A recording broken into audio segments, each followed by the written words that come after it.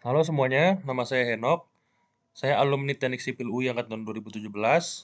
Saya akan coba menjelaskan cara yang benar dalam menginput beban gempa dengan metode statik ekuivalen khusus untuk penggunaan SRPMB atau sistem rangka pemikul momen biasa.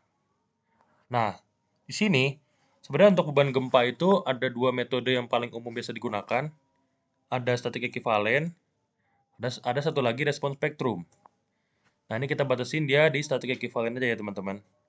Nah, untuk bangunannya sini saya batasin dia sebagai SRPMB. Nah, mengenai SRPMB itu apa? Jadi, kalau kita lihat di tabel 12 di SNI 1726, itu ada banyak sekali sistem pemikul gaya seismik nih. Ada banyak sekali sistemnya. Nah, salah satunya itu adalah ini, sistem rangka pemikul momen, SRPM. Nah, dia tuh terdiri dari yang memikul gempa itu dia kolom, dan juga dia ada portal seperti ini ya. Dia ada baloknya juga, ada pelatnya. Jadi nanti dia ada diafragmanya juga menahan beban gempa seperti itu. Nah, nanti ada sistem lain, misalkan ada sistem dinding geser, ada sistem bracing. Nah, kita sekarang ke C ya, sistem rangka pemikul momen. Itu yang paling umum untuk bangunan tingkat rendah, karena kan hanya ada kolom, balok, dan juga pelat. Makanya kita masuk ke sistem rangka pemikul momen. Nah, di sini kita batasin di rangka beton bertulang pemikul momen biasa. Nah, ini hanya bisa diterapkan di, kalau kita lihat sebelah kanan ya, itu kan ada tulisan TB dan juga TI. TB itu artinya tidak dibatasi, TI itu tidak diizinkan. Artinya, SRPMB ini hanya boleh di kategori desain seismik B, ya kan? Dia TB-nya hanya di B. Kalau di tempat lain, di C, D, E, F itu nggak boleh. Nah, kategori desain seismik B ini, itu di tempat yang gempanya itu rendah, teman-teman. Dia itu ditentukan berdasarkan SDS-nya. Kalau SDS-nya dia kecil, cuma katakan 0,16, dia masuk ke KDSB. Tapi kalau di Jabodetabek, itu kebanyakan pasti SDS-nya lebih besar dari 0,5. Makanya dia masuk ke kategori D. Kalau kita balikin ke sini, D, kita masukin ke sini, itu kan dia tidak diizinkan kan untuk SRPMB. Bolehnya adalah ini, yang nomor 5. Rangka beton bertulang pemikul momen khusus. Coba lihat di situ kan TB untuk KDSD. Jadi, untuk bangunan-bangunan di Jabodetabek, itu bolehnya pakai rangka beton bertulang pemikul momen khusus. Untuk yang pemikul momen biasa, itu di tempat yang gempanya sangat rendah. Misalkan di Kalimantan, itu kan kalau lihat di peta gempa, di situ gempanya sangat kecil pas di garis khatulistiwa. Atau di Merauke juga kecil banget. Nah, khusus di pembahasan ini, kita batasin di SRPMB. Karena untuk SRPMK, itu detailnya jauh lebih banyak dan cara perhitungannya lebih detail lagi. Kita masuk ke pembahasan yang sederhana dulu. Tapi seenggaknya teman-teman nanti untuk menginput beban gempanya kurang lebih sama. Bedanya di kalau SRPMK ya, yang khusus ini, itu nanti pendetailan tulangannya berbeda. Lalu ada banyak syarat-syarat lain. Ntar saya coba jelaskan. Tapi kurang lebih step-stepnya mirip yang akan saya jelaskan ini. Oke, nah sebentar. Jadi pertama, mengenai gempa, itu ketika ada gempa di sebuah bangunan, itu pasti kan bergantung dari massa yang ada di bangunan itu. Kalau bangunan itu semakin berat, ketika dia ada gempa, dia akan semakin besar gaya gempanya. Karena tergantung dari beratnya. Nah, ini kita harus menginput berat seismik efektif ini itu harus menyertakan beban mati dan beban lainnya yang terdaftar di bawah ini. Jadi ketika ada gempa, itu sebenarnya beban hidup juga masuk, teman-teman. Nggak cuma beban mati strukturnya aja. Beban mati kan ada balok, kolom pelat, tangga, dan lain-lain. Nah, kalau beban mati tambahan itu kayak keramik, dinding. Nah, itu juga include di 7.7.2 ini, di pasal SNI ini. Nah, termasuk 25% beban hidup. Nah, di etaps, kalau kita nggak melakukan settingan yang tadi saya jelaskan itu hanya dead load aja. Nah, sekarang kita lihat ya, di etapsnya. Kita pencet ini define, lalu kita ke mesh source, kita coba modify.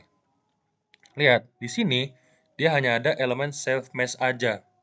Nggak termasuk yang tadi kita bahas, yang tadi kita lihat itu kan. Ada beban mati tambahan dan juga 20% beban hidup. Nah, kalau teman-teman nggak input ini, nanti beban gempanya jadi kecil. Nah, kita sekarang menginclude, nah caranya ini tadi di uncheck ya. Teman-teman buat seperti ini date-nya kita include, sama SIDL-nya juga kita include. SIDL itu beban mati tambahan, seperti keramik, dinding dan juga plafon. Nah, kita tambah juga beban hidup, 0,25. Nah, settingan ini menunjukkan bahwa beban gempa teman-teman itu udah include SIDL dan juga live load. Seperti itu. Itu mesh sudah selesai. Kita masuk lagi ke, ke P delta. Nah, ini yang nggak kalah penting. Nah, misalkan ada gempa dengan gayanya ini V. Karena ada beban V ini, pasti bangunannya akan mengalami displacement arah lateral sebesar delta. Akibat adanya delta ini, kan di titik yang ini masih ada bebannya dong. Entah beban dinding, atau beban kolom, beban balok, beban mati, beban hidup. Nah, ini sebesar P katakanlah. P ini itu menimbulkan momen terhadap titik ini, coba lihat. Ya kan? Kalau kita pakai psikomomen di sini, itu pasti ada efek dari P dikalikan dengan delta. Jadilah momen tambahan dong, bener kan? Nah, jadi momennya itu misalkan katakan ini H. Jadi momen yang terjadi di titik itu adalah V dikali H ditambah P dikali delta. Sebenarnya nilai P dikali delta ini nggak terlalu besar. Katakanlah deltanya ini cuma 10 cm gitu. Nah, tapi dia setelah dilakukan beberapa penelitian itu pengaruhnya ternyata lumayan untuk bangunan yang cukup tinggi seperti itu. Tapi nggak apa-apa. Di konteks ini, di 3 lantai pun kita include beban P delta. Oke, nah ini kita masukkan ke etapsnya. Kita klik define, lalu ke P delta options. Nah, ini kita ubah jadi iteratif based on load. Nah, dia harus diklik ini, dead load-nya 1 diklik add. Kalau SCDL kita klik add. Live nih kita ubah jadi 0,25. Kita klik add. Artinya P delta yang sekarang itu dia sudah menginclude SIDL dan juga LL 0,25. Oke. P delta sudah masuk. Sekarang kita input diafragma. Jadi di konsep bangunan tahan gempa itu yang nahan gempa tidak hanya kolomnya aja, tapi sebetulnya pelat dan juga baloknya ini dia berkontribusi terhadap beban gempa. Katakanlah ada beban FPX seperti ini, beban lateral. Nah, dia kan seperti ada sebuah pelat besar seperti ini, satu kesatuan gitu ya, satu massa yang panjang dan juga lebar. Ini namanya diafragma. Jadi dia balok dan pelatnya itu tergabung sebagai suatu kesatuan massa, dia juga ikut menahan gempa.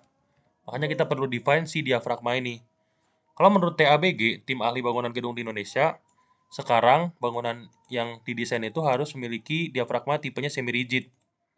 Sebetulnya di SNI itu ada syarat-syaratnya, dia ada 3 tipe teman-teman. Ada tipe rigid, semi-rigid, dan juga fleksibel. Nah, kita pakai ilmu praktisnya aja ya, yang semi-rigid ini. Toh, kalau misalkan kita menghitung berdasarkan SNI gitu, ntar dapatnya ternyata dia rigid. Tapi kan syarat dari tim ahli bangunan gedung dia butuhnya semi rigid dong. Jadi ujung-ujungnya bakal pakai yang semi rigid sebetulnya. Tapi nanti ada kasus-kasus di mana dia perlunya fleksibel, tapi untuk bangunan yang denahnya tuh udah rumit. Oke. Terus sekarang input dia sebagai semi rigid. Kita klik define, diaphragm. Nah, ini udah ada D1 secara default, tapi dia sebagai rigid. Kita ubah dia jadi semi rigid, kita klik OK. Nah, kita input dia sebagai semi rigid ke tiap pelatnya. Kita pindah ke story 2 misalkan ya. Kita ke story 2. Nah, ini kita select semuanya. Kita klik assign, shell, diaphragm, D1, kita klik apply.